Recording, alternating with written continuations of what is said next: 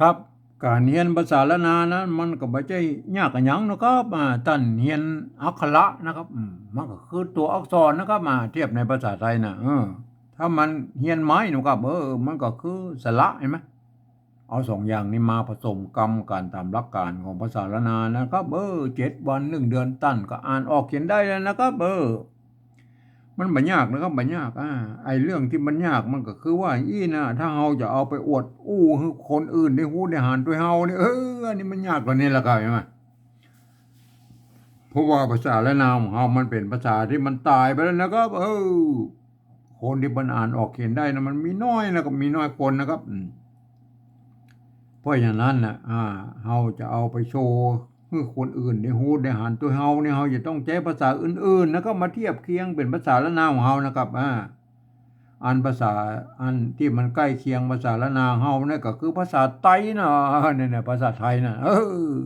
เพราะว่ามันเกิดมาจากที่เดียวแล้วฮะที่ปอกรามคำแหงเนี่ยมันแยกไปทางใต้หน่อยมันเปิ้นอันเจ้าอโยธยาประกอบไว้แปลงอักขระอักษรไทยนะครับเห็นไหมเนี่ยอันแยกมาทางเหนือหน่อยเปิ้นเจ้าละนาประกอบมาแปลงเป็นอักขระละนานะก็เนี่ยมันแยกใต้เหนือเห็นไหมใต้เหนือเห็นไหมสองภาษานี่มันนั้นบางคำมันยังออกเสียงเหมือนกันอยู่นะครับเนี่ยบางมันจะผิดกันเป็นบางคำนะครับมันสำเนียงใต้เหนือนะมันเป็นอย่างนั้นนะมันก็ผิดเป็นบางคำนะครับมันผิดแม้กระทั่งละนาเฮามันก็ไม่ใช่ว่าเหมือนกันหมดนะครับมันก็อย่าแป้งๆกันเอาไปแล้วก็มันมีไตยวนไตลั่วไตลื้อไตเขื่อนไตยองไม่รู้หลายพอๆนั้นก็ไม่ใช่อู้เหมือนกันนะครับสำเนียงมึงยังอันผิดเพี้ยนกันไปนะครับแต่ฟังกันหูเรื่องเลยนะครับครับหมู่เฮาก็ฟังภาษาไทยหูเรื่องกันนี่มันเงาเก้าเงามันมาจากที่เดียวกันแล้วครับนี่มันเป็นใหญ่ไหมครับก่อนที่เฮาจะเอาภาษาไทยมาเขียนเป็นภาษาละนาหรือเป็นห้องว่าปริวัติน่ะเฮาไปก้อยในโลกนี่ก็แล้วบ่เฮียได้กันบ้องนะครับฮะอันใกล้ๆนี่เลยนะครับเวียดนามเนี่ยอันเดิมโบราณบ่แล้วปนใจอันภาษาอันยึกๆยือๆเหมือนอันภาษาจีนนั่นแหละก็ภาษาเวียดนามนี่นะครับแต่เนื่องด้วยเพิ่นมีสงครามกันเนี่ยหลักยาวนานมานะครับตั้งแต่สมัยสงครามเดียนเบียนฟูพุ่นแล้วก็มาถึงสงครามอันเวียดนามเหนือเวียดนามใต้เนี่ยหลักยาวกันมาจนถึงอันปีอัน2518เนี่ยจนจะมาอันสงบศึกได้นะครับเนี่ยครับอันภาษายึกยือหมู่นั้นอ่านเปิ้นก็บ่สามารถที่จะถ่ายทอดมาสู่รุ่นลูกรุ่นหลานรุ่นเลนรุ่นเละโลนเลนเพิ่นแล้วก็โลนเพิ่นแนวว่าเห็นไหมประเดี๋ยวนั้นลูกหลานเลนโลนเพิ่นอ่านบ่ได้เขียนบ่ได้นะภาษายึกยือหมู่นั้นครับมั้ยเพิ่นก็เลยหันไปเอาอันอักษรอาราบิกมาเขียนเป็นภาษาของเพิ่นครับ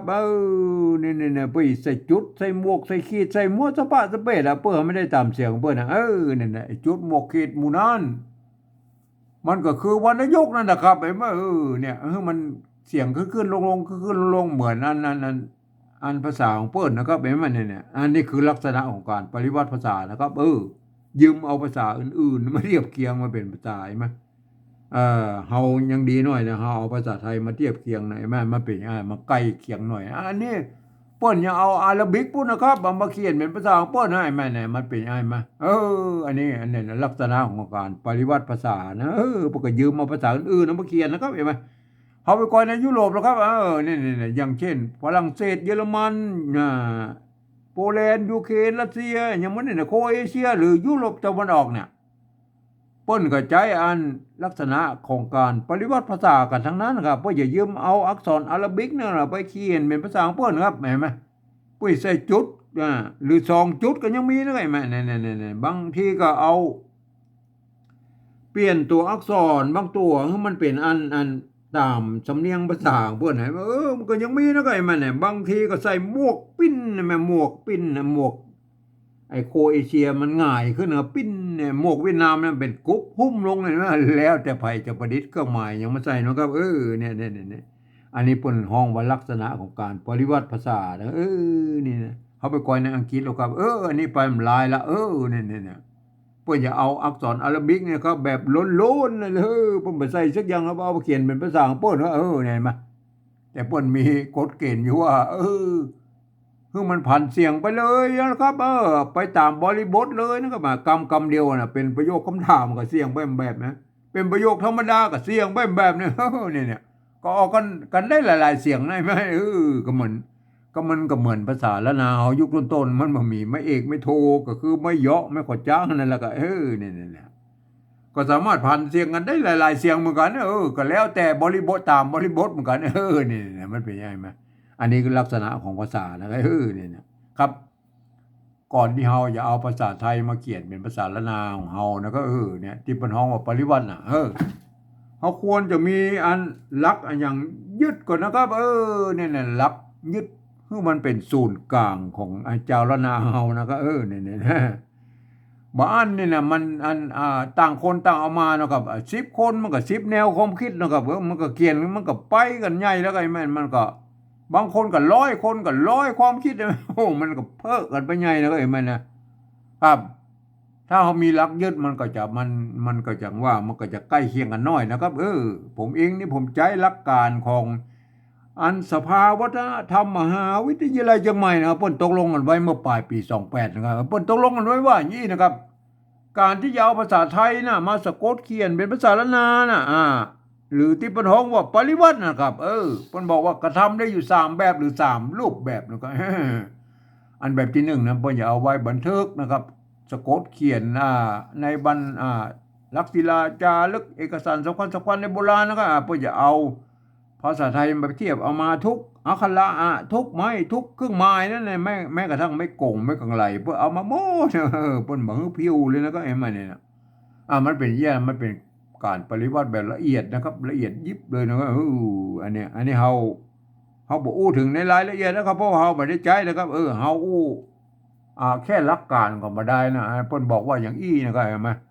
เฮาเอามาเอาแค่แบบที่2นี่ก็พอนะครับแบบที่2เพิ่นว่าอีนะครับยืมมาวักษรไทยนั่นนี่มาปรับเทียบว่าเป็นอักขระละนาทางบนปูนี่แล้วก็ประกอบกรรมขึ้นมากับแบบภาษาไทยผสมผสานกันไปนะครับบางคำไม้หรือสระของไทยของละนาเนี่ยมันบ่ตรงบ่ตัดกันหรือว่ามันบ่เหมือนกันนะครับแม่ๆก็คือบูรณะคำศัพท์เพื่อเป็นอันหน้าตาออกมาแบบไทยๆนะครับแม่แต่เวลาอ่านนั้นท่านต้องนึกถึงว่าอันนั้นมันเป็นลักอักขระละนานะนี่อันหน้าตามันแล้วมันเป็นไทยนะก็มาอย่างเงี้ยเนี่ยอันน่ะท่านเห็นว่าเป็นสระเอเนาะก็ไปแม่เนี่ยถ้าประกอบในในภาษาปริวัติแบบที่2แล้วท่านต้องหันว่าอันนี้เป็นไม้เก๋เอาแล้วเนี่ยคนอื่นทั่วไปมาอ่านมาเข้าใจผิดว่าเป็นภาษาไทยนะมันก็จะเพลิดเจิดจ้าดไปนะครับมันสำเนียงบางอันมันก็ยังบางคำมันก็ยังเหมือนกันอยู่นะครับก็บางคำมันจะผิดเพี้ยนกันไปนะครับมันสำเนียงมันเสียงมันต่างกันนะทำไมมันเป็นยังไงมั้ยคนทั่วไปนั้นไปแบบที่3พุ่นนะครับเดี๋ยวผมก็อู้แบบที่3นะอันเฮาอู้แบบที่2นี่ก่อนนะครับนี่นะเพิ่นบอกว่าเอาอักษรไทยนะว่าปรับเทียบว่าเป็นอักขระละนาบนเฮาก็เอาเทียบเลยนะก็ไม่เก๋อันตัวเนี้ยนะครับอันนี้ตัวหางเนี้ยกับหางเนี้ยใช่มั้ยไม่กะมันไงมั้ยอันนี้มันอ่านบ่ มันอ่านบ่ถูกครับอันนี้มันไม่เกียนะครับไม่เกียเนี่ยไม่เกียอันเนี้ยมันอ่านเป็นเยยะมันต้องบูรณะคำศัพท์ละไหนตัวนี้นะก็เห็นมั้ยก่อนนี้เฮาจะบูรณะคำศัพท์ให้ไปกอยไอ้หักเง่าของไม่เกียนี่ก่อนนะไม้โบราณเนี่ยมันเป็นอีนะไม่เกียเห็นมั้ยตัวเนี้ยเนี่ยไม่เกียแต่ก่อนมันเป็นเอี้ยมั้ยเนี่ยไม่เกียเห็นมั้ยเนี่ยไม่เกียอันนี้มันอันไม่เกียนะครับไม่เกียเนี่ยเปิ้นใส่ไม่ซัดเข้าไปเนี่ยเห็นมั้ยเปิ้นก็สามารถพันกันได้หลายๆเสียงอ่านเปียก็ได้นะครับอ่านเปียก็ได้อ่านเปียก็ได้เนี่ยแม้กระทั่งอันสมัยนั้นน่ะมันบ่เจอด้วยนะครับไม่เกียเนี่ยบ่มีนะครับยุคต้นๆมันมีไม่เกียนะมันจะมีพัฒนามารุ่นหลังๆนะละนานยุคปลายๆนะครับมันก็จะเปิ้นก็จะพัฒนาเป็นไม่เกียนะเห็นมั้ยครับแม้กระทั่งไม้อันไม่เกลือไม่เกลือก็ไม่เกลือเนี่ยเปิ้นยังใจร่วมกันอยู่นะอันนี้ก็เหมือนกันใช่มั้ยเปิ้นก็ใส่ไม่ซัดเนี่ยมันแสดงว่าอันนี้มันจะใช่อันเปียก็ได้นะครับอันเปียก็ได้อันเปียก็ได้นั่นแม่เสียงโทปกติน่ะหรืออันเปียก็ได้เนี่ย อ่านเปียก็ได้นะอ่านเปียไม่เกียก็ได้มันยังไม่ซัดเนี่ยมันทำหน้าที่ยอดมากนะครับเห็นไหมน่าเข้าใจว่าเป็นอย่างอันนะครับมาอันไม่เกียอันเปิ้นเติมไม่กะอยู่ตรงหลังนี่เป็นไม่เกียนะมันแบบนี้อันนี้ก็อันแสดงว่าเปิ้นยุคละนายุคปลายๆนะมันสร้างขึ้นมานะมันเป็นไม่เกียนะครับก็โอเคนะครับอันนี้มันยังบอกอันนั้นอยู่นะเฮาก็ดูแล้วเป็นไม่เกียนะครับไม่เกียเฮาฮู้แล้วเป็นไม่เกียนะครับเฮาฮู้แล้วนะเป็นไม่เกียนะครับเนี่ยเฮาก็มันก็เอาสระเอียไทยใส่แล้วก็ไม่เกี่ยใช่ไหมไม่เกี่ยมันมีไม่กี่นะก็อันสระอีแล้วก็ในภาษาไทยน่ะอันก็เฮาบูรณะคำศัพท์ว่าเป็นสระเอียไทยนะก็อันเนี่ยสระเอียไทยก็อ่านว่าอันนี้ยอนะครับอันนี่เปิ้นเอายอยักษ์อันนี้เป็นอันเงี้ยยอเงี้ยอันนะกับเงี้ยกับญะอันเดียวกันนะเงี้ยนะครับเห็นมั้ยเงี้ยเนี่ยมันสุภาพนะกับเงี้ยอันปกติปกติญะนี่ก็ได้นะก็ญะกับเงี้ยอันไหนมั้ยเงี้ยกับญะนะมันอันบูรณะคำศัพท์หน่อยอันเนี้ยบูรณะคำศัพท์เป็นเงี้ยนะครับเห็นมั้ยเฮาไปดูนะไอ้ตัวยอนะเนี่ยตัวยอยักษ์เนี่ยเพิ่นเทียบเป็นตัวตัวญะนะครับตัวญะเห็นมั้ยเฮาไปดูอันโบราณก่อนนะก็เนี่ยเพิ่นเอามาเทียบกันอีแม่เนี่ยอันนี้เพิ่นเทียบกันอีมาเนี่ยห้างเย็นเนี่ยตัวละเนี่ยเพิ่นออกเสียงฮอนะครับในภาษาไทยภาษาละนาเห็นมั้ยภาษาไทยเพิ่นร้างเห็นมั้ยเนี่ยมันใจรวมกันนะไอ้ตัวละนี่นะครับเห็นมั้ยภาษาไทยภาษาละนาเนี่ยมันเกิดมาจากที่โรงบางคำมันก็ใจรวมกันแต่มันออกเสียงต่างกันไปเลยห้างเย็นกันนะออกเสียงไปเป็นภาษาละนานเย็น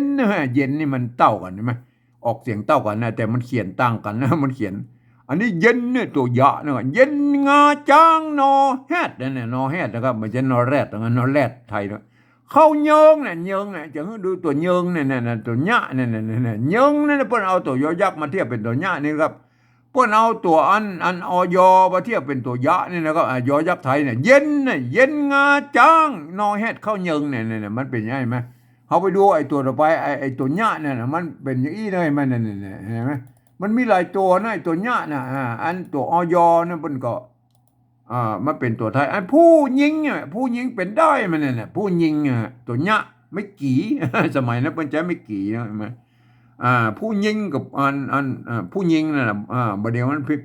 มันใช้ไม่กี่เนาะแต่ก่อนมันใช้ไม่กี่เนี่ยยิงนั่นก็ยิงนะเฮาดูแล้วนะยิงเฮาดูตัวต่อไปแล้วครับอันนี้มันมีนักนะไอ้ตัวญะเนี่ยเห็นมั้ย เท่าที่ก็เสียบยึงได้มั้ยเนี่ยยึงนั่นน่ะยึงใช่มั้ยเนี่ยตัวญะไม่กือไม่กือเนี่ยเพิ่นไม่กี่มาเอาไม้200ตะวัดตรงกลางอันนี้เป็นไม่กือโบราณมันเป็นอีนะครับเห็นมั้ยน่ะยุคต้นๆเห็นมั้ยสะกดด้วยงะเนี่ยมันบ่มีไม้ ไม่เหาะไม่ซัดมันก็อ่านว่ายึงกัดเสียบยึงได้มั้ยเนี่ยมันเป็นเอาตัวต่อไปแล้วครับอันตัวต่อไปมายอดนะครับตัวญะใช่มั้ยญะตัวญะไม่ก่อนะครับเมื่อมีตัวสะกดตัวดะแล้วเพิ่นตัดไม่กังวลออกยอดข้าว5กอกใช่มั้ยเนี่ยโอเคนะครับเอาตัวต่อไปนะครับตัวต่อไปเกี่ยวเนาะเอาเกี่ยวน้อยเกี่ยวหลวงเหี่ยวนะครับตัวญะน่ะเหี่ยวหมู เหี่ยวหมูนะเนี่ยมั้ยอันเพิ่นเอาเหี่ยวหมูมาเป็นยานะเนี่ยอันอินเดียเพิ่นใช้เหี่ยวงัวนะครับเหี่ยวงัวอันเจ้าเมืองเพิ่นใช้เหี่ยวหมูเนาะ เหี่ยวหมูงัวมันหายากแล้วดูตัวไปแล้วกันมั้ยเหี่ยวนะครับเหี่ยวอันนี้เหรอคุยดุกเอาหญ้ารับบืนเห็นมั้ยเนี่ยหญ้าตัวญะนะตัวญะเห็นมั้ยสมมุติว่ามีไม้ก่อจ้างแล้วอ่านว่าหญ้าอ่านหยาก็ได้อันหญ้าก็ได้อันหญ้าเนี่ยมันมีสมัยนั้นมันมีไม้เหาะไม้ก่อจ้างแล้วก็อันนี้มันมีแต่ไม้ซัดอย่างเดียวครับไม้ซัดนี่มันแน่ว่ามันทำหน้าที่หลายอย่างแล้วหญ้ารับมึนนั่นโอเคนะหญ้านะไงมาเอาก็ดูหลายตัวแล้วก็พอแล้วเนาะ อันนี้มันเป็นเหี้ยนะครับตัวญะนะครับเพิ่นยืมเอาตัวยอยักษ์นี่มาเทียบแล้วก็เป็นตัวญะนะครับคำนี้มันบูรณะคำศัพท์นะครับเห็นมั้ยอันนี้บูรณะคำศัพท์เฮาก็ใส่เครื่อง หมายเพื่อให้น้อยแล้วก็หมายน้อยโอเคนะอันนี้บูรณะคำศัพท์นะครับไม่อันนี้เป็นการบูรณะคำศัพท์เงี้ยนะครับเงี้ยนะครับใส่ขีดให้เบิ้ลเสียหน่อยก็บอกเนี่ยบูรณะคำศัพท์นะครับตัวเงี้ยนะครับมาไหมตัวนี้มันเอาขีดใส่ไว้นอกก็ได้มันอันเนี้ยโอเคนะประเภทตัวยอยักษ์เนี่ยยอยักษ์เนี่ยเขาขีดเขาระวังหน่อยโอเคนะกันไหมอันนี้หรออันนี้อ่านตัวละเนี่ยอันป้นออกเสียงอันเสียงเนี่ยก็ดูได้เลยรู้แก่ตัวละนี่ป้นออกเสียงอันถ้าไทยออกรอนะครับไรอันเมืองก็ออกฮอนะครับให้ถ้าเป็นอันบาลีแล้วไม่ใจตัวเป็นออกเสียงรอนะครับเห็นไหมก็เอาดูตัวตะกี้แล้วนะก็เห็นไหมนั่นนะเขาก็ดูตัวตะกี้แล้วเนี่ยหางเย็นเนี่ยหางเย็นมันพวกนั้นหางเนี่ยตัวละเนี่ยเนี่ยนะตัวหางเย็นงาจ้างนอแฮดนะนอแฮดนะมันแฮดนะอันภาษาเมืองมันแฮดแล้วก็ไม่แฮดไม่ใช่แรดแล้วก็นี่มาตัวละนี่นะครับมันใจร่วมกันนะครับในภาษาไทยภาษาละนาเนี่ยตัวละถ้าเป็นอันไทยมันก็ออกเสียงรอนะก็ไรนะถ้าเป็นเมืองมันออกฮอนะให้นะอันนี้เนี่ยให้เห็นไหมตัวละเอาตัวละเขียนนะเขาก็เทียบมาตัวตรงๆเลยเนี่ยแต่เวลาอ่านมาได้มันออกเสียงให้นะก็อันนี้เราตัวนานะเห็นไหมตัวนามันก็คือตัวอันนะนั่นแหละครับไม่กานั่นแหละเมื่อมันเป็นอันไม่กาอยู่ใกล้ๆเนี่ยมันก็เป็นตัวนานะกันเนี่ยเขาเป็นตัวนาเขาก็บูแล้วนะอัมซามันเป็นตัวนาเนี่ยเห็นไหมนะอันตัวนานะก็เห็นไหมเอาไปก้อยอันโบราณกันแล้วไอ้ตัวนาเนี่ยมันเป็นยังไงฮะเนี่ยเขาไปดูล้อเนี่ยโบราณพวกก็เขียนมาตั้งแต่โบราณเขามันจะมาคิดตู้เปิบเอานะก็มันเนี่ยอันนี้ตัวนาเนี่ยมีไม้กั่งมนใส่นะมันก็เปลี่ยนไม้ก่ำใช่ไหมมันตัวนานะตัวนาเนี่ยตัวนาแล้วนะก็เห็นไหมอันไม้กามันอยู่ใกล้ๆตัวหน้าเนี่ยเพิ่นเขียนเป็นตัวหน้าอย่างนี้นะมีไม้กำอยู่ข้างบนก็เป็นไม้กำไปเลยนะไม้กำบนนะอยู่ข้างบนเนี่ยอันไม่ซัดนี่มันแสดงว่าอ่านได้หลายเสียงได้นะก็เห็นไหมก็อ่านว่านำก็ได้อ่านว่านำก็ได้อ่านว่าน้ำก็ได้เห็นไหมแต่เวลาอ่านจริงๆแล้วมันออกสระอานะครับน้ำน้ำแม่มันเหมือนกันนะในภาษาไทยภาษาละนานะออกน้ำเหมือนกันนะก็เนี่ยมันสระอำนะครับไม่ใช่น้ำนะไม่ใช่น้ำแม่เนี่ยนะมันเป็นยี่ละไทยกับละนาก็เหมือนกันเนี่ยมันใจร่วมกันใช่ไหมเสียงมันก็เต้ากันเนี่ยน้ำมันน้ำมันน้ำไม่มาพอเขียนน้ำนะแต่ออกเขียนน้ำเนี่ยน้ำหม้อนึ่งหม้อมันเพิ่นบ่มีไม่เอกไม่โทไม่เยาะไม่ขอจังแล้วก็สมัยนั้นแหละพวกอ่านน้ำหม้อนึ่งโอเคนะครับอันนี้เขาดูตัวนาได้ตัวนาครับเขาหัวเป็นตัวนาเขาก็อันนี้นานะเขาก็เขียนมาตรงๆเลยนานะตัวนาหูเป็นตัวอันนี้มันตัวนาแล้วกันว่าอันนี้เราตัวขะกำด้วยตัววะกำอันมากไอ้กำนี่มันกำได้นะมันตัวขะตัวสะตัวขะหางยาวนะพวกกระใจอันวะกำได้เนี่ยมันก็คล้ายๆภาษาไทยนั่นก็ไอ้กั้มน่ะไอ้เรื่องกั้มตัววะกั้มน่ะไอ้ขวายอันนี้ออกเสียงขวายข้าวหวายน่ะขวายไม่กาสระอาหางเนี้ยยอยักษ์ขวายนั่นได้นะเนี้ยให้นาขวายขวายได้เลยมั้ยอันนี้อันนี้ตัวจ้านะครับปนยืมตัวจอจ้าจออันชอช้างมันเป็นตัวจ้าเนี่ยมันตัวจอเนี่ยในภาษาแล้วนามันมี2ตัวจะอักษรสูงนะตัวจะนี่เป็นอักษรต่ำได้ไหมตัวจะเนี่ยอันตัวจะนี่มันอันเสียงอันสามัญนะครับเสียงโทปกติเสียงตีนะมันใช้ตัวจะนะครับเนี่ยตัวจะเนี่ยอันนี้มันใช้ตัวจะเสียงโทปกตินะจังเห็นไหมเนี่ยพวกอ่านว่าจังนะหรือจะจังก็ได้นะจังก็ได้จ้างก็ได้นะก็แล้วแต่ละตีนะบางตีมันก็จ้างบางตีก็จังนะจ้างอันนี้ก็จ้างนะครับไม่เยาะก็ไม่เองนะไม่กาไม่กาสระอาตัวหางอันนี้อ่านว่าจ้างนะครับไม่ใช่ช่างนะครับนี่คนทั่วไปมาอ่านนั้นพเลิศเจ้าจ้าไปอ่านว่าช่างนี่มันไม่ใช่นะครับอ่านเสียงเดียวกันนะไอเสียงวิทย์อ่านโทปกตินั่นละอ่านว่ามันเป็นตัวจอนะจ้างเห็นไหม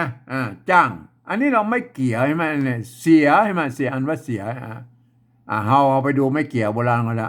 ไม่เก๋นะตัวซะถ้าเป็นแบบที่หนึ่งพวกเคยเขียนอย่างอีนะครับเนี่ยเนี่ยเฮามันคนทั่วไปมันอ่านว่าเสยหน่อยแต่เบลถึงบ่เขียนเยี่ยบ่อ่านว่าเสียนะก็เฮาไปดูไม่เกี่ยวโบราณก็แล้วกันมันเนี่ยไม่เกี่ยวอ่าไม่เกี่ยวแล้วเนี่ยเฮาก็ดูได้เนี่ยไม่เกี่ยวโบราณบ่ไปเย่แม่เนี่ยนี่คือไม่เกี่ยวโบราณเนี่ยมาอันเนี้ยไม่เก๋แล้วเอาตุปะนี่เป็นวันพยัญชนะต้นอันควบด้วยอันตัวหางยะเนี่ยเปิ้นเป็นไม่เกี่ยนะครับอันไม้สัตไม้สัตเนี่ยมัน โทษทีมันเปิ้นเขียนกำกับไว้อันรวยว่าว่าอันเปียเนี่ยมันอ่านได้หลายเสียงแล้วก็ที่ผมแสดงให้ดูตะกี้เนี่ยว่าอ่านว่าเปียก็ได้นะครับอ่านว่าเปียก็ได้อ่านว่าเปียก็ได้แม้กระทั่งว่ามันไม่เกียมันมีเบื่อใจไม่เป็นไม่เกียก็ได้นะก็เปียเปียก็ได้นะก็อันเนี้ยเนี่ยกรณีนี้อ่านว่าเปียนะเสียงไม่กว่าจ้างเนาะเปียแลผมเนี่ยมันไม่ชัดมันเป็นอย่างไรไม่อันเจ้าอันไตอีสานนะอีสานนะทำอีสานนะกับเจ้าละนาอันไตลือปุ่นน่ะเพิ่นก็เข้าใจว่าอันนี้เป็นอันเป็นไม้กำกับไม้เกี่ยเนอะเพิ่นก็ใส่อันเวลาสระเอียอันสระเอียอันไม่เกี่ยนะไม่เกี่ยอันสระเอียนะอย่างเนี่ยเพิ่นก็จะใส่อันไม่ชัดแล้วครับอย่างถ้าเขียนแบบอันไตลืออันตังลำปางแป้น่านพะเยานะครับมาเพิ่นก็จะใส่อีนะครับแต่อันถ้าเขียนแบบนี้มันเป็นเจ้าละนาเชียงใหม่นะครับไตยวนเพิ่นก็เขียนอย่างนี้นะเพิ่นบ่ใส่ไม่เสียเพิ่นถือว่าเป็นอันไม่เกี่ยวอย่างนี้มันก็คืออันไม่ชัดนี่มันทำหน้าที่เป็นอันเปลี่ยนเสียงบ่ได้นะก็บ่ใช่มันกำกับนะมันก็เข้าใจไปคนละแบบนะครับก็ท่านก็เข้าใจว่านะมันเป็นอย่างนั้นถ้าเป็นธรรมอีสานหรือไตลือตังแป้น่านพะเยาลำปางเปิ้นก็จะใส่ไม่ชัดตัวนั้นนะไม่เกี่ยนะครับไม่เกี่ยนะเนี่ยอันเป็นเจ้าจังใหม่อันไตยวนเปิ้นบ่ใส่ก็มันเข้าใจก็คนไปคนละลายเนาะก็แล้วไปนะอันนี้เปียนะเห็นมั้ยอันเนี้ยไม่เกี่ยนะครับไม่เกี่ยอันนี้คือไม่เกี่ยนะครับเฮาก็รู้นะโอ้ไม่เกี่ยนะครับเป็นอย่างนี้นะครับเห็นมั้ยอันนี้เนี่ยมาเขียนแบบอันเชียงใหม่ไตยวนนะครับเปิ้นบ่ใส่ไม่ชัดนะครับเห็นมั้ยอันนี้เฮาเอาละเนี่ยเห็นมั้ยเฮาบูรณะอันแบบที่1เปิ้นอย่างนี้นะครับเห็นมั้ยเนี่ยอันนี้เฮาต้องบูรณะคำศัพท์ให้เป็นสระเอียไทยนั่นน่ะเนี่ยไม่เกี่ยก็คือสระเอียไทยมันเนี่ยให้เปิ้นมีสระอีไม่กี่ด้วยนะสระเดี๋ยวมันจะสระอีนั่นเนี่ยมันเนี่ยเสียใช่มั้ยเนี่ยมันเป็นอย่างอันนี้คือบูรณะคำศัพท์นะครับเห็นมั้ยอันนี้ฮ้องว่าบูรณะคำศัพท์ตามแนวทางของอันสภาวัฒนธรรมมหาวิทยาลัยเชียงใหม่นะเพิ่นตกลงกันไว้เมื่อปลายปี28นะเพิ่นว่าอีนะฮะถ้าสมมุติว่ามันเป็นอันแบบที่3นะครับมันก็จะต้องฮ้องว่าปริวัตินะครับปริวัติเห็นมั้ยมันเป็นยังไงมั้ยอันนี้ไปฮ้องว่าบูรณะคำศัพท์เนี่ยเห็นมั้ยเนี่ยบูรณะคำศัพท์มันเป็นสระไทยนั่นเนี่ยสระไทยเสียเห็นมั้ยให้หน้าควายจังเสียอันเนี้ยอันตัวละเห็นมั้ยอันถ้าเป็นไทยเนาะเพิ่นอ่านเสียงรอนะครับถ้าเป็นเมืองมันก็อ่านว่าฮอนะแฮงนะแฮงไม่แฮงอ่านว่าแฮงนะกันน่ะเขียนตรงตัวแล้วก็แต่เวลาอ่านมันอันไทยก็แรงเนาะครับอันเมืองก็แฮงเนาะก็สุดแล้วนะมันใจตัวละนี่เหมือนกันนะกันอันนี้ตัวละตัวค่าหางยาวเนาะเพิ่นยืมตัวคอคนมาเป็นตัวค่าหางยาวนี่นะไอ้ตัววะกั้มเห็นมั้ยเนี่ยมันวะกั้มก็เหมือนไอ้ตัวคะเนี่ยวะกั้มคะอันว่ากั้มตัวข้างยาวมันตัวกะพวกก็ตั้มได้มันหลายตัวตัวสะพวกก็กั้มได้เนี่ยเอาตัววะมากั้มเนี่ยอันตัววะใช่มั้ยวะกั้มนะวะกั้มมันไม่ใช่ไม่กลัวนะครับไม่กาตัวหางเนี่ยควายเพิ่นอ่านว่าควายเนี่ยควายเนี่ยเฮาไปดูอันเนี่ยโบราณแล้วก็โบราณพวกก็เขียนแล้วก็ไอ้ควายเนี่ยเนี่ยแม่เนี่ยเพิ่นมีมาตั้งแต่โบราณแล้วก็เนี่ยฮออันนี้มันหอก็ได้อัน ห่อก็ได้อ่านห่อก็ได้นะเป็นห่อนะห่อสะปายควายห่อสปายควายมันเป็นแล้วห่อสปายควายนะเต้านี้เต้าเนี่ยตัวตะมันมีไม่เยอะกันว่าเต้านี้มันมีไม่เยอะไม่ก็จังอันว่านี้อันนี้ก็ได้อันนี้ก็ได้อันนี้ห่อสปายควายเต้านี้ควายนะก็ควายวะกำตัวข้าใช่ไหมเนี่ยอันตัวข้าเนี่ยเปิ้นยืมเอาคอคนมาเทียบเป็นตัวข้านะถ้าเป็นเขียนตัวก้ามันก็ควายนะมันควายมันตัวก้าหรอครับท่านเข้าใจไว้แล้วนะครับโอเคนะครับเอาปีกไปดูแล้วครับควายเนี่ยควายได้แล้วนะเอาเลยตัวอะไรไปตัวบ้อเนี่ยตัวบะถ้าเป็นอันแบบที่หนึ่งอันเพื่อจะเอาไม้กางมูลใส่นะครับไอ้แม่ทีนี้เขาก็บูแล้วนะกับอันความจริงแล้วเขาไปดูอันไอ้บ่ออันโบราณก่อนแล้วก็เนี่ยมาเขาไปดูบ่อโบราณก่อนแล้วก็เนี่ยมันเป็นยี่นะไอ้แม่เนี่ยเนี่ยบ่อได้เนี่ยบ่อได้แม่น่ะลิ้นมันลิ้นก็ได้ลิ้นก็ได้ลิ้นปองนะลิ้นปองใช่ไหมปากอันนี้ไล่ตัวปากมันได้ปากละใช่ไหมอันนี้มันรับไอ้เจือกห้อยนี่ลิ้นปองปากบ่ออันนี้บ่อได้ลิ้นใกล้อย่างก็ว่าไปนะคำว่าบ่อเนี่ยนะครับมาความจริงมันจะต้องมีอากันย้อนอยู่ตรงรูปนี้นะครับถึงจะเป็นไม่ก่อได้นะก็ไม่ใช่บังนะครับไม่ใช่บังนะอันเปิ้นเอาเป็นตัวพิเศษนั่นเนี่ยไอ้ไม่ก่อเนี่ยมันเนี่ยไอ้ปอตัดเนี่ยสะน้อยเนี่ยปอเนี่ยปอเห็นไหมตัวปะไม่ก่อเปิ้นอ่านว่าปอนะปอตัดสะน้อยเห็นไหมปอตัดสะน้อยกินหายมันเป็นยังไงมั้ยอันนี้คือเป็นภาษาโบราณนะอันไม่ก่อนะถ้าไปใส่ไม่ก่ออันตั้งลุ่มนี่ตัวมันก็จะไปเหมือนกับบ่อน้ำบ่อหินบ่ออย่างเงี้ยพวกก็เลยตัดอันกันย่อนออกไปเหียนะก็ไอ้คำว่าบ่อเนี่ยมันจะเขียนเต้าอี้นะตัวบะไม้กางบนนะก็คำว่าก้อก็เหมือนกันนะก็มันก็จะได้ตุกกะมันมี2ตัวนะไอ้ตัวพิเศษไอ้ไม้กางบนเนี่ยมันบ่อกับก้อนะไงบ่อกับก้อนะไงอันนี้บ่อนะบ่อได้ลิ้นใกล้ลิ้นปองเนี่ยมันเป็นอย่างนั้นนะบ่อนะก็เนี่ยบ่อโบราณนะเพิ่นไปเขียนอี้นะก็ไอ้ทีนี้เอามาบูรณะกำซับนั่นก็น้อยนะเห็นไหมเปิ้นเป็นไม้กังมนนะครับเขาก็บ่อเอามันเป็นบ่อไทยๆหน่อยอันนี้มันบ่อนะครับบ่อเห็นไหมอันนี้บูรณะกำซับนะครับบ่อนะครับบ่อนั้นนะมันมันจะเอามาตรงๆเหมือนนั้นแบบที่หนึ่งนะแบบที่หนึ่งไปเอาไม้กังมนมาตัวนะอันนี้เนาะตัวมะจะเอามาเทียบเป็นมะไม่กูไม่กูอันนี้ตัวละเนี่ยตัวละเห็นไหมถ้าเป็นแบบที่หนึ่งเบอร์เขียนอีเนาะกันเนี่ยเนี่ยมุนเนี่ยมันความจริงมันเป็นตัวหน้านะครับตัวหน้าสะกดนะครับเห็นไหมมุนเนาะเอาไปดูอันโบราณก่อนนะครับมุนเห็นไหมเนี่ย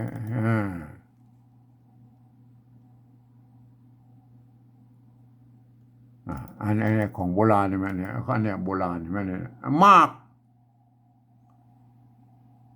กถึงหัวตุนตุนก็ไอ้ที่เขาเอามากินแกงกินนั่นแหละแก่นฝ้ายอันนี้แก่นมันมีไม่ย่อกันอ่านว่าแก่นนะอ่านแก่นก็ได้อ่านแก่นก็ได้อ่านแก่นก็ได้มันในกรณีเป็นแก่นอันนี้ตัวฟ้าใช่ไหมมันบอกมีไหมก็จ้างอ่านว่าฝ้ายนี่ต่ำเจ้าเป็นปั๊มมันเป็นอะไรไหมมากถึงหัวตุนตุนเป็นไม่ใช่ตูนนะมาเดียวมันตูนนะครับอันสมัยนั้นเป็นเอาตุนมากถึงหัวตุนแก่นฝ้ายต่ำเจ้าเป็นป๋อมมันเป็นยังไงโอเคนะครับเป็นป๋อมตุนดูตุนเนี่ยมันตัวละตัวหน้านะครับมันสะกดได้นะพนานว่าตุนมันตัวหน้านะก็ความจริงมันเป็นอันตัวหน้าอยู่ตรงบนนี่นะครับเห็นไหมเนี่ยกรณีตัวหน้าสะกดอยู่ตรงบนเนี่ยเปิ้นฮือเขียนเป็นอันตัวละแตนเนี่ยมันมีสมัยตั้งแต่เก่าเงาตั้งแต่แรกโบราณนั่นนะก็เปิ้นแบบเปิ้นกำหนดมาอย่างนั้นแล้วก็ภาษาเก่าเงามันเป็นตุ้นแม่เฮาฮู้แล้วนะก็ไอ้ตัวละเปิ้นเขียนเอาตัวหน้านะก็เป็นตัวหน้านะมันตุ้นนะไม่ใช่ตัวละนะก็ไอ้แม่เนี่ยเฮาก็ฮู้แล้วอันนี้ตัวละนะก็อันแบบที่1บ่อย่าเอาตัวละเขียนอีนะก็บ่มุนนะมุนเห็นมั้ย เอาเฮาก็เอาตัวนอนหนูใส่นะก็มุนน่ะมุนมันเป็นตัวนอนหนูนะตัวนะเนี่ยนะอันนี้บูรณะคำศัพท์นั่นแหละอันนี้ก็บูรณะนี่ตัวมุนน่ะมุนนะครับบูรณะคือมันเป็นอัน เฮาบอกตัวละมาโตยนะก็เฮาก็อันนี้ก็บูรณะคำศัพท์นะครับมุนมั่งอันนี้มั่งเห็นไหมอันนี้ตรงตัวแล้วละตัวมะไม้ชัดนะครับไม้ชัดไม้เยาะนะไม้ชัดกรณีนี้มันทำหน้าที่เป็นไม้พัดนะครับมันแน่เพราะมันมีเป็นไม้กักก็ได้นะครับเห็นไหมมันเป็นไม้กักก็ได้มันเป็นไม้พัดก็ได้มันเป็นอันไม้ที่เปลี่ยนเสียงก็ได้มันเป็นกับไม้โกบลีบือมันเป็นไม้โกบลีเป็นไม้เก๋าก็ได้ก็ยังได้นะมันมีนักนะเห็นไหมแม้กระทั่งทำหน้าที่เป็นเลข8ก็มีนะก็เห็นไหม เป็นอันนี้เนี่ยเอาตรงงะนะก็งะอันนี้ตรงตัวนะก็มั่งมั่งเสียงโทปกติมั่งเข้าไม่เก่าอะไรไหมอันนี้ไม่เก่านะเข้าเข้าเนี่ยไม่เก่ามันมีอันไม่สัตว์กำกับไว้มันก็คือเป็นอันเจ้าละนาทั่วไปเพิ่นใจอย่างนี้นะบางที่เพิ่นใจไม่กงนะครับท่านหันอันบลานาเป็นส่วนน้อยบางที่เพิ่นใจไม่กงก็ท่านจะไปว่าเขานะก็นี่เห็นไหมอันนี้ไม่รุ่นนี้มันมีไม่ก่อจ้างแล้วไอ้แรกๆเพิ่นบ่มีแล้วก็ไม่ก่อจ้างเพิ่นก็เขียนแค่ไม้สั้นนี่เพิ่นก็เข้าแล้วนะอันเขาก็ได้อันเข้าก็ได้อันเข้าก็ได้นะมันก็แล้วแต่นะแม่อันนี้รุ่นแรกๆนะไอ้รุ่นอันนี้เป็นละนายุคปลายๆแล้วเพิ่นใส่พัฒนาเป็นไม้เยาะไม้ซัดมาใส่นะก็คือมันเป็นอันนี้เฮาไปดูอันไม้เก่าอันโบราณก่อนแล้วก็เพิ่นยังไดเนี่ยเฮาไปดูนะครับเห็นไหมอันไม้เก่าโบราณน่ะเนี่ยเฮาไปดูนะอันตัวแรกๆเลยแม่เนี่ยป้นใจอันตัวนี้ก็มีนะเนี่ยเห็นไหมเนี่ยไอ้เนี่ยตัวตะไม้เก่าเห็นไหมป้นใจไม่กงนะกำกับไว้นะครับเนี่ยไม่เก่าเห็นไหมว่าท่านหาหลักฐานโบราณมันก็มีนะเนี่ยทำอีสานมันก็ใจไม่กงกันนะเป็นอันกำกับอันไม่เก่าเนี่ยบางทีมันเป็นไม่โกบาลีนะไอ้มันเนี่ยมันเป็นยังไงกรณีนี้อ่านว่าอ่านเต้าก็ได้อ่านเต้าก็ได้อ่านเต้าก็ได้นะมันกรณีอ่านว่าเต้ากันฟักต่ำผงเนี่ยเอาแล้วนะเต้านะตัวเต้านะมาเขาไปดูตัวต่อไปแล้วครับเนี่ยอันนี้เนี่ยไม่เก่าไม่เก่าอันนี้เปิ้นใจอันไม่ซัดเขาใส่ใช่ไหมตัวปะเห็นไหมเนี่ยมันมีตัวละกัมเห็นไหมเนี่ยให้ดูตัวละกัมนี่นะก็เห็นไหมเนี่ยเห็นไหมตัวละกัมนี่เปิ้นมาอ่านนะก็อันนี้เนี่ย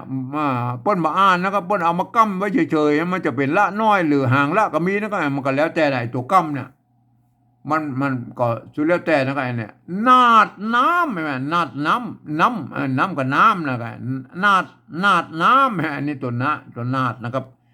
นาดน้ำเป่าน้ำเป่านั่นแหละน้ำเป่าเป่านี่มันอ่านเป็นเปล่านะมันก็ไอ้น้ำนี่มันอ่านเป็นน้ำน้ำเปล่าแม่มันเป็นยังไงแม่เวลาสำเนียงอ่านมันเหมือนไทยกับละนามมันเต้ากันนะมันน้ำเปล่าน้ำเปล่าน้ำเปล่าเปล่าไม่ใช่เป่านะไม่เป่าน้ำเปล่านาดน้ำเปล่าตั้ง3ผีเสื้อนั่นน่ะตั้ง3ผีเสื้อนั่นน่ะเปล่าเห็นไหมน้ำเปล่าอันนี้ออกเสียงเสียงเอกนั่นก็เปล่าเห็นไหมเขาไปดูตัวต่อไปแล้วเนี่ยมาอันนี้กรณีมันเขียนเต้ากันได้ไหมเนี่ยตะกี้ไหนมาอันนี้เนี่ยตัวไม่เก๋ไม่กาควบกันไม่ซัดวงกันไม่เนี่ยก็ไม่เก่านะไม่เก่าอันนี้เนี่ยตัวละกัมไม่เนี่ยเปิดบอ่านตัวละกัมนี่นะอันนี้อ่านเปียก็ได้อ่านเปียก็ได้อ่านเป่าก็ได้อ่านเป้าก็ได้อันนี้กรณีเป็นอ่านเป้าครับเมื่อกี้มันเป้าแล้วก็น้ำเป้าเนี่ยอันกรณีนี้มันอ่านใบเป้านะครับใบเป้าเป็นใบชนิดหนึ่งใบเป้าเนี่ยเปิ้นเอามาแปลงยาตองแตกใช่ไหมเนี่ยใบเป้าตองแตกนะตองแตกใช่ไหมเนี่ยใบเป้าเนี่ยเป้าเปิ้นมาอ่านละลิงนะครับเห็นไหมเขาไปดูตัวต่อไปแล้วครับเนี่ยไม่เก่าบางครั้งเปิ้นเขียนมาลูกเล่นของเปิ้นมันเนี่ยมันเป็นอันนี้ไหมเอาหากมุกหลวงหลวงนี่เปิ้นใจอันตัวว่าไว้ทางบนพุ่นนะครับแม่เนี่ยหลวงโบราณเห็นไหม เขี้ยวนะไอ้เขี้ยวไม่เกี่ยมันก็เสมือนว่ามีไม่ขอจ้างละอ่านว่าเขี้ยวใส่เหล้าเนี่ยเหล้ามันละเหล้าอันนี้เพิ่นอ่านว่าเหล้าแล้วกันมันเนี่ยอันนี้ไม่เก่าหอนึ่งเนี่ยผู้เขียนนี่เลยแม่ไม่เก่าหอนึ่งนะครับเห็นไหมเหล้ากินนะครับเหล้ากินนะเหล้ากินแล้วก็เหล้ากินใส่เหล้ากินเนี่ยเหล้าเนี่ยตัวละเห็นไหมอันตัวละเนี่ยเพิ่นเอาเนี่ยเพิ่นใส่ไม้เก่าหอนึ่งนี่เพิ่นอ่านว่าเหล้าเนี่ยนะ แม้กระทั่งอันตัวเล่านี่มันก็อยู่ในกลางบรรทัดนะครับไม่ใช่ว่ากลางอันปลายนะบางคนก็ว่าเอ๊ะเปิ้นอันไอ้ไม่เก่านี่เปิ้นเขียนอันมันจะหมดบรรทัดเก่าไปเอาไม้ไอ้เก่าหัวนึงมาใส่มาใจนะครับบางไอ้กลางๆนี่เพิ่นก็ใส่อันใจไม่เก่าได้นะเฮาไปดูตัวแล้วอันเดียวเพิ่นใจกลางๆไหนไหมเนี่ยอันบ่เนี่ยเอาเล่าก่อนนะครับไอ้มันเล่าเนี่ยอ่า มุกหลวงอ่ะบางทีพวกก็เอามุกหลวงนะมุกหลวงเอาเขี้ยวใส่เหล้าเนี่ยเหล้าตะกี้มันเก่าหัวนึงเนาะอันนี้เป็นไม้เก่าแต้ๆเนี่ยไม้ซัดกำกับไว้เนี่ยไม้ซัดกำกับไว้เนี่ยไม้เก่าก็เสมือนว่ามีไม้ขอจังแล้วใส่เหล้าไอ้ใส่นี่มันเสมือนว่ามีมาเยอะแล้วเขี้ยวใส่เหล้ากินหายอันเดียวกันนะอันตะกี้น่ะเหล้าใส่เหล้ากินนั่นแหละไอ้แม่เนี่ยบางครั้งพวกก็ใส่ไม้เก่าอย่างนี้แม่เนี่ย บางครั้งพวกเขียนไม่เก่าหอนึ่งก็สุดแล้วแต่เอาไปดูเป็นตัวเนาะดูเป็นตัวแล้วเนี่ยคือแน่ใจว่าเป็นงิ้วนะก็งิ้วอันนี้มันกล้องอะไรอันกล้องอะไรอันกล้องอะไรนะกล้องเข้ากล้องเข้าก็เลี้ยวนั่นนะก็แล้วแต่จะกล้องก็ได้นะงิ้วกล้องเข้าข้าวเขี้ยวเฮ็ดเฮ็ดเห็นไหมเฮ็ดกระด้างเฮ็ดกระด้างนั่นเนี่ยเฮ็ดเนี่ยเปิ้นใจอัน สะกดด้วยสะสบนะครับไอ้นี่เนี่ยสะสบนะครับเห็ดเนี่ยเห็ดกระด้างเห็ดกระด้างนะครับไม่แม่นเลยสมัยเห็ดนี่ไหมเห็ดเห็ดมันถ้ามันสะกดด้วยมันอาจจะเห็ดนะครับอันนี้เปิดอ่านได้หลายเสียงจะเห็ดก็ได้อ่านเห็ดก็ได้ไหมก็แล้วแต่นะครับอ่านเห็ดเห็ดกระด้างใช่ไหมเพิ่นใช้สะสบสะกดนั่นนี่แม่มันเป็นมันมีแล้วนะครับไอ้สะสบสะสกสะไอ้ตัวสปาสเปซแล้วบนสร้างมาบดแล้วนะก็ไอ้มาสมัยนั้นเฮ็ดกระด้างเนี่ยเข้าไอ้แม่ไอ้กองเข้ากล้องเข้ากองเข้าเข้าเนี่ยมันเป็นไม้เก่านะว่าสมมติว่ามีไม้ก่อจ้างแล้วการว่าเข้าเข้าไม่เก่าแล้วก็เฮาก็ดูแล้วนะก็ไม่เก่าอันนี้คือไม่เก่าโบราณแสดงให้ดูอันนี้มันเป็นไม้เก่าที่มันเป็นเจ้าแล้วนะอันทั่วไปนะก็ไปใจไม่ซัดอีนะครับมีบางที่บ่ใจนิยมกันอันตามแบบของธรรมอีสานนะใจไม่โกงนะมันก็แล้วแต่นะครับถ้าเป็นแบบที่หนึ่งบ่อย่าเอาอันไม่ซัดนี่มาตัวนั่นก็อย่างอี้นะแม่เนี่ยอันแบบที่หนึ่งเห็นไหมเฮาแบบที่สองนะเฮาบ่เอาละเฮาเอาแค่เอาแค่นี้นะก็เอาแค่นี้เห็นไหมเอาแค่นี้ก็คือบูรณะคำศัพท์มันเป็นหน้าตาแบบไทยๆเนี่ยเข้าก็เห็นไหมอันนี้เนี่ยมีปัญหาแล้วเพราะว่ามันภาษาไทยเพิ่นอ่านออกแค่ได้แค่อันเสียงโทปกติเพิ่นอ่านว่าเข้านะครับอันนี้เนี่ยเฮาเสียงนี้นะมันเฮาจะต้องไปปฏิวัติในแบบที่3แล้วครับแต่แบบที่2เฮาเขียนเต้าอี้มันก็เข้ามันตัวคะไม่เก๋านะครับไม่ขอจ้างนะเข้านะครับอันแบบที่3เนี่ยก็วงไอ้เสียงนี้นะครับเห็นไหมเสียงโทพิเศษโทเมืองเนี่ยมันอันนี้ก็อ่านได้แล้วนะครับอันนี้ก็คือภาษาปฏิวัติแบบที่2นะครับตามที่อันสภาวัฒนธรรมมหาวิทยาลัยเชียงใหม่เพื่อกำหนดมานะครับมันก็ว่าอย่างนี้นะครับก็คือการยืมเอาอักษรไทยมาปรับเทียบเมื่อเป็นอักขระนามบนโป้แล้วก็ประกอบกันขึ้นมากับแบบภาษาไทยผสมผสานกัน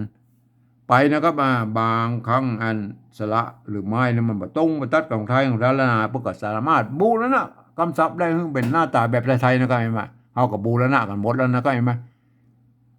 ทีนี้เวลาอ่านนั่นน่ะท่านจะนึกถึงว่าเป็นภาษาละนานะครับตัวญะนะตัวละนะตัวนะนั่นตัวคะตัววะกรรมตัวจะตัวสะมันต้องหันตัวละนี่มันจะต้องหันเป็นภาษาละนานะครับเห็นไหมก็อันไตในละนาอัน4-5เผ่าพันธุ์ไตยวนไตลั่วไตลือไตเขินไตยองก็ควรจะเขียนเหมือนกันอย่างนี้นะครับแต่เวลาอ่านนั้นท่านก็อ่านเป็นสำเนียงของท่านนะครับอันนี้เป็นภาษาแบบปฏิบัติแบบที่2นี่ใจร่วมกันได้นะในภาษาละนาไหนแม่ก็อ่านว่าอย่างนี้นะครับอันนี้เป็นอ่านแบบสำเนียงไตยวนเชียงใหม่นะครับอ่านว่าเงี้ย ให้หน้าควายจ้างเสียแห่งควายบ่มูลมั่งเข้าเสียงโดพิเศษนะเข้าใช่ไหมโอเคนะครับอันนี้คือสำเนียงเชียงใหม่แต่ยวนนะครับครับต่อไปเราจะอู้ถึงอันการปฏิวัติแบบที่3นะครับแบบที่3นะเปิ้นว่าอย่างนี้นะครับตามสภาวัฒนธรรมมหาวิทยาลัยเชียงใหม่เปิ้นหลักการมันบอกว่าฟังเอาเสียงภาษาล้านนาลำบนปู้เนี่ยเปิ้นเปล่งเสียงออกมาจะได้นะเห็นไหมการเปล่งเสียงออกมาจะได้ก็คือเสียงกระบู้นั่นแหละครับเห็นไหมก็เอาภาษาไทยเขียนไปจะนั่นนี่เปิ้นอู้ตัวเอี้ยนะก็เห็นไหมแต่เปิ้นก็ลืมกึดไว้นะครับว่าอันเสียงอันภาษาไทยนั้นเป็นระบบ5เสียงนะครับอันภาษาละนาเฮามันเป็นระบบ6เสียงนะครับเห็นไหมอันเสียงที่เขียนมาได้ในอันภาษาอันละนานะคือเสียงโทพิเศษเนี่ยไอ้เข้าเนี่ยเปิ้นเขียนมาได้แล้วก็เห็นไหมเปิ้นได้เขียนได้ค่าอันเสียงโทปกตินะครับดังนั้นท่านก็ปฏิวัติกันเอาเองนะครับก็สุดแล้วแต่อันใครจะเขียนอย่างไรนะก็เดียวเขาก็อู้ไงไอ้เสียงโทพิเศษเขาไปเทียบเป็นตัวนะครับเทียบเป็นตัวไปนะครับโอเคนะครับตัวแรกนะครับอันนี้อันเปิ้นภาษาละนาเปิ้นอ่านว่าเงี้ยนะครับเงี้ยอันนี้นะอันแบบที่2เปิ้นก็เงี้ยนะครับเงี้ยเงี้ยไทยใส่แล้วก็เปิ้นเขียนมาได้ละเปิ้นมีตัวยอนะครับเงี้ยได้แล้วครับเปิ้นบ่มีตัวยอนะครับในภาษาไทยเปิ้นเขียนมาได้ครับเพราะฉะนั้นเฮาก็อนุโลมนะครับเขียนไปตามแบบที่2ได้นะครับไอ้เงี้ยน่ะเอาตัวยอยักษ์เนี่ยไปเทียบเป็นเอาตัวยอยักษ์เนี่ยมันเป็นอันนี้เนี่ยกำหนดให้มันเป็นตัวยอนะก็ตัวญะนะตัวญะใช่มั้ยกำหนดมันเป็นตัวญะนะครับเอาสระเอียใช้เนี่ยเห็นมั้ยอันนี้สระเอียใช้เนี่ยเห็นมั้ยอ่านเป็นตัวยอนะครับเหมือนแบบที่2เนี่ยเงี้ยนะครับเงี้ยใช่มั้ยต้องอ่านแบบเนี่ยเงี้ยใช่มั้ยเนี่ยอนุโลมเมื่อเขียนแบบเหมือนแบบที่2นี้ได้เลยมันเนี่ยเห็นไหมเอาขีดเส้นใต้ไว้หน่อยนะเอาว่าระวังไว้ว่าไอ้ตัวอย่างอี้นะก็มีขีดเส้นใต้นี่คืออ่านเป็นตัวยอนะก็ตัวยอเนี่ยมันมีในภาษาไทยอันเนี้ยได้ครับถ้าจะเอาอย่างมาเขียนอันฝรั่งเปิ้นก็บางตัวนะครับที่เปิ้นปริวัติน่ะอันอย่างเยอรมันเนี่ยอันเปิ้นบางตัวอักษรบางตัวเพิ่นบ่มีนะครับในภาษาอาหรับิกน่ะเพิ่นก็สร้างตัวอักษรขึ้นมาใหม่ให้มันได้จำเสียงของเพิ่นก็ยังมีนะครับมันเป็นยังไงมาก่อนส่วนแล้วแต่ไปจะสร้างกันมานะอันนี้เฮาบ่สร้างแล้วเฮายืมเอาตัวยอยักษ์มาเป็นแล้วผมไม่ได้ยืมนะครับคนเฒ่าคนแก่สมัยโบราณเพิ่นยืมมาแล้วนะก็เฮาก็ต้องเรียนแบบเพิ่นไปนะก็เงี้ยนะก็อ่านว่าเงี้ยนะก็เอาละโอเคนะครับคำที่มีขีดเส้นใต้ยอยักษ์นี่คืออ่านเป็นตัวยอนะครับตัวเงี้ยนะครับเงี้ยมาอันนี้เนาะตัวที่2แล้วให้นะครับเนี่ยภาษาละนาเพิ่นออกว่าให้นะครับอันนี้เราอันนี้ก็ตัวละใช่มั้ยเพิ่นก็อ่านว่าให้นะให้แม่เอาละเฮาบ่พอทั้งบนเพิ่นรับตาให้ก็ได้เพิ่นเอาให้ไทยแท้นะครับเห็นมั้ยเฮาเขียนอีแล้วอันนี้มันให้มันต้องเอาตัวฮอนูฮูบเขียนนะก็ฮอนูฮูบจะเขียนนะให้ได้เลยมั้ยให้นะอันนี้ให้แม่เนี่ยให้อันนี้ก็อ่านมาให้นะให้แม่นะอันนี้ก็ปริวัติอักษรนะปริวัติอักษรเพื่อให้ไม่ได้ตามเสียงอันภาษาละนานางบนปูนก็นะตัวต่อไปนะครับตัวต่อไปในภาษาละนาบนว่านานะครับนาใช่มั้ยอันนี้ก็นาเอานาใส่เหรอนาใส่ล่ะนาแบบไทยครับบ่พอทั้งบนพุ่นล่ะเอานาไทยอันนี้นาภาษาไทยบ่ก็เขียนอีอันนามันเขียนได้เท่ากันก็บ่ต้องไปยุ่งบ่นะครับบางคำมันก็ยังว่านะสำเนียงมันยังเหมือนกันอยู่แล้วก็อันไตรละนาเนี่ยมันเกิดมาจากที่เดียวกันแล้วก็มันบ่ใช่ว่ามันตัวต่อไปนะขวายข้าวหวายขวายข้าวหวายนะขวายอันนี้ประกาศว่าขวายเสียงควบนะเอาขวายใช้แล้วก็เต้ากันแล้วขวายนาขวายมันก็ขวายเต้ากันแล้วก็แล้วไปนะไอ้เต้ากันนี่เฮาบ่ต้องไปยุ่งบ่นะครับตัวต่อไปนะครับ อันภาษาละนาเปิ้นอ่านว่าจ้างนะก็จ้างจ้างจ้างนี่มัน อันนี้ก็จ้างแล้วก็เนี่ยอันตัวจ้านะครับอ่านว่าจ้างอันเอาเฮาบ่พอทั้งหมดเอาจ้างเอาจ้างเนี่ยเอาภาษาไทยเขียนแล้วครับอ่าอ่าอันนี้เพิ่นอ่านว่าจ้างเสียงเอกครับใช่ไหมเนี่ยแหละครับอันเนี้ยอ่าเอาพันนะพันอันนี้เพิ่นอ่านว่าตัวจอจานนี่เป็นอักษรกลางในภาษาไทยนะครับผันในกูเสียงนะครับกจดตลตบปอเนี่ยเป็นอักษรกลางนะจางเนี่ยจางเสียงสมัญนะครับใส่ไม่เอกจางมันจางครับเนี่ยบางคนเอาเปิบขี้ตัวเอาเนี่ยเสียงโทปกติน่ะก็เป็นเสียงโทพิเศษเวลามาเขียนไอ้จ้างเนี่ยนั่นเราใส่ไม่เอกมันก็เป็นจางเป็นจางคอเป็นจางอย่างมั่วนะก็เอาว่าอันนี้จ้างเสียงเองแล้วใส่ไม่โทรจ้างเนี่ยมันเต้ากันนะเสียงมันเต้ากันนะจ้าง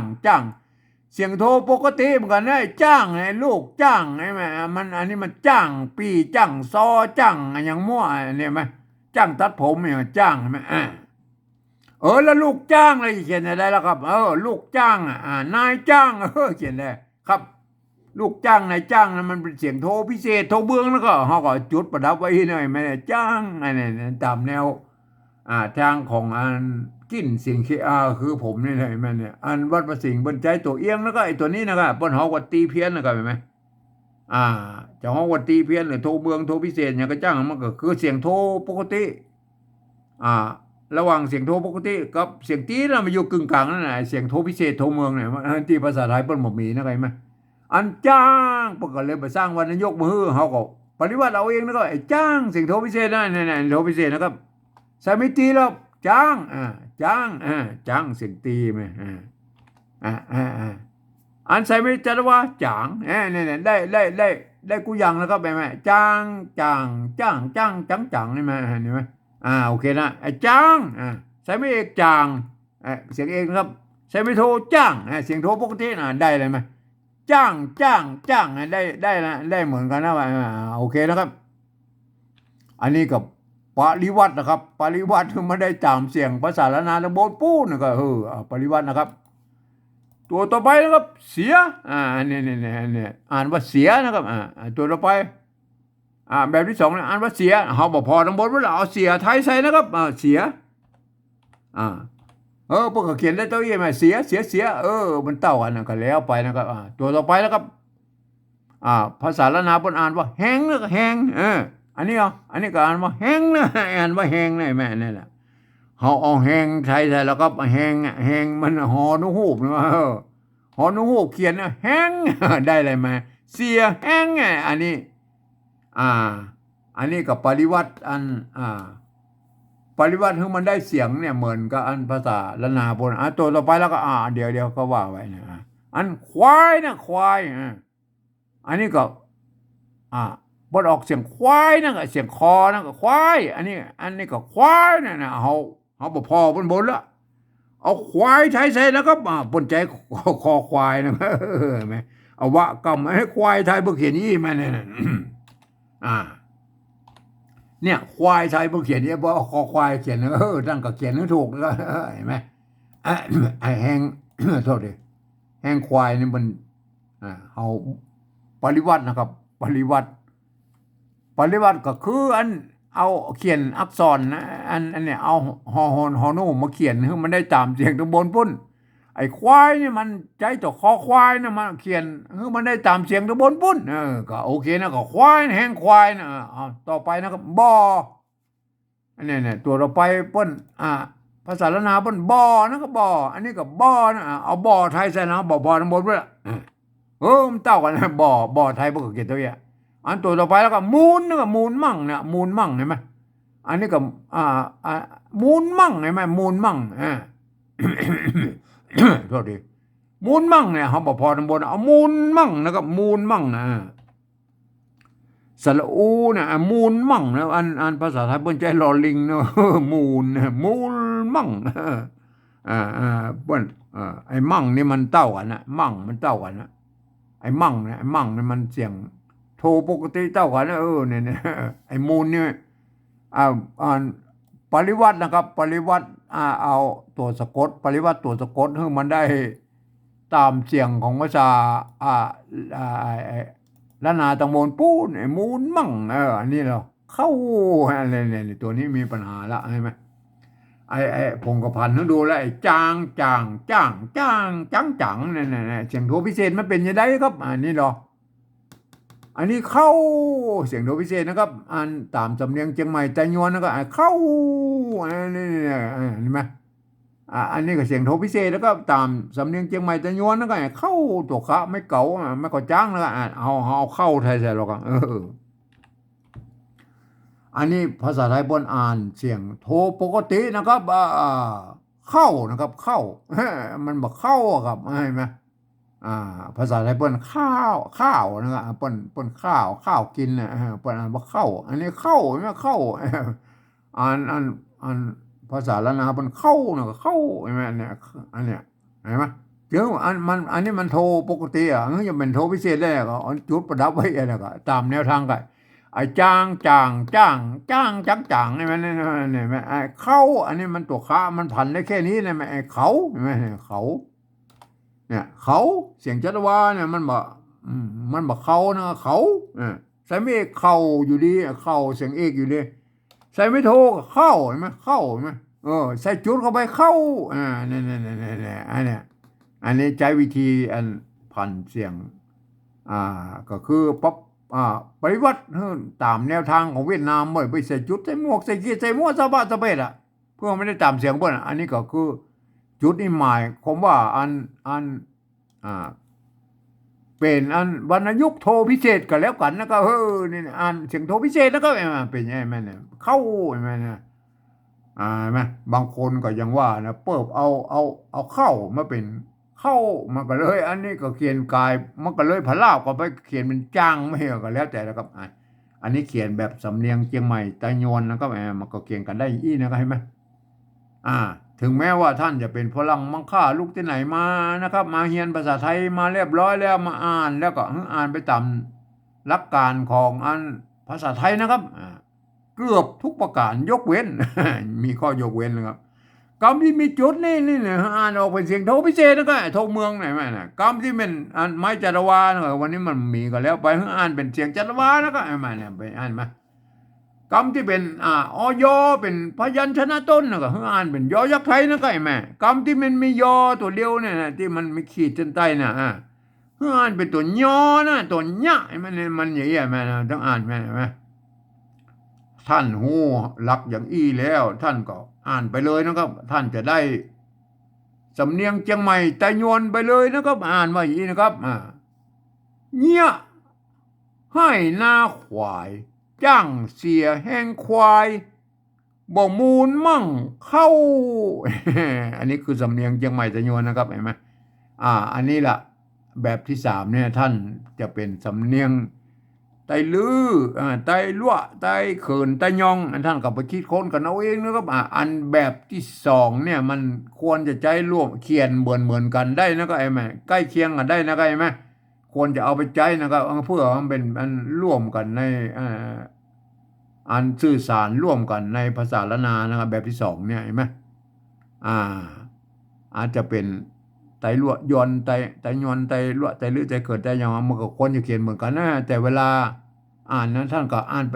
ไปตามสำเนียงของท่านนะครับเห็นไหมอันนี้จะอ่านแบบสำเนียงเชียงใหม่ไตยวนนะครับไปอ่านไว้อีนะครับเนี่ยให้หน้าควายจ้างเสียแห้งควายบ่มูลมั่งเข้าเห็นไหมเนี่ยอันนี้นะครับสำหรับภาษาละนาทางบนปุ้นส่วนใหญ่แล้วพวกก็เขียนได้เหมือนกันนะครับก็อย่างว่านะครับก็จารนามันมีหลายเผ่าพันธุ์แล้วก็ไตยวนไตลั่วไตเรื่อยเกินไตยองใช่ไหมมัน5เผ่าพันธุ์หลักๆย่อยๆเนี่ย2-3เผ่าพันธุ์เขายังบ่อู้ถึงด้วยแล้วก็เนี่ยนะก็การเขียนภาษาละนาตั้งแต่โบราณมาพวกก็สอนกันมานะพวกก็ถ่ายทอดมาตามมันเผ่าพันธุ์ของท่านของเปิ้นก็บัดนี้มาถึงมาเดียวนี้เฮาหันเปิ้นเขียนผิดกันไปนิดๆหน่อยๆก็ท่านก็จะไปตักเปิ้นนะครับอย่างคำว่าเสียนะไม่เกี่ยนะครับแม่ อันไตหรือไอ้ไตหรือตังลำปางแป้น่านพะเยาป่นใส่ไม่ซัดตัวนั่นก็ไม่เกี่ยนะท่านหันก็จะไปว่าเพิ่นนะครับเห็นไหมไม่เกี่ยเห็นไหมก็ท่านจะไปว่าเพิ่นแล้วก็มันก็ตามที่ผมอธิบายไว้เบื้องต้นแล้วมันเป็นอย่างนั้นนะครับเห็นไหมคำว่าบ่อเนี่ยบางทีเพิ่นก็ใส่ไม่เหยาะเห็นไหมก็สุดแล้วแต่นะอันโบราณเพิ่นก็บ่ต้องใส่เพิ่นก็เขียนเต้าอี้กับโบราณเพิ่นก็สุดแล้วแต่นะ ไผจะใส่บ่ใส่มันก็เหมือนกันเท่ากันนั่นแหละไอ้มูลเนี่ยมูลน่ะบางทีเพิ่นก็ใจตัวละลอลิงอันสะกดก็ยังมีนะก็อันนี้ก็เขียนแบบโบราณนะเอาตัวละเขียนแทนตัวหน้าเนี่ยก็สุดแล้วแต่ละแล้วเราความใจไม่เก่านะไม่เก่าบางทีเพิ่นใจไม่กงกำกับก็มีนะก็สุดแล้วแต่นะเพิ่นเปลี่ยนไม้สัตว์เป็นไม้กงใช่มั้ยก็สุดแล้วแต่นะครับเห็นมั้ยก็สุดแล้วแต่นะใช่มั้ยก็โอเคนะครับแต่พวกก็อ่านกันได้นะครับพวกอ่านกันได้วันนี้จะอ่านแบบสำเนียงเชียงใหม่จะยวนนะครับอ่านไว้อย่างนี้นะครับเนี่ยให้หน้าขวายจ้างเสียแห่งควายบ่มูลมั่งเข้า อันนี้เป็นอ่านได้อันนี้ครับวันนี้เป็นการปริวัติอันภาษาละนานะครับอันเอาภาษาไทยมาเขียนนะครับนั้นตามแบบสำเนียงเชียงใหม่แต่ยวนนะครับเดี๋ยวกันบักเขียนก็ได้ยี่นะครับเห็นไหมแบบที่2แบบที่3นะครับเห็นไหมแบบที่3นี่มันควรเป็นสำเนียงเชียงใหม่แต่ยวนนะครับอันก็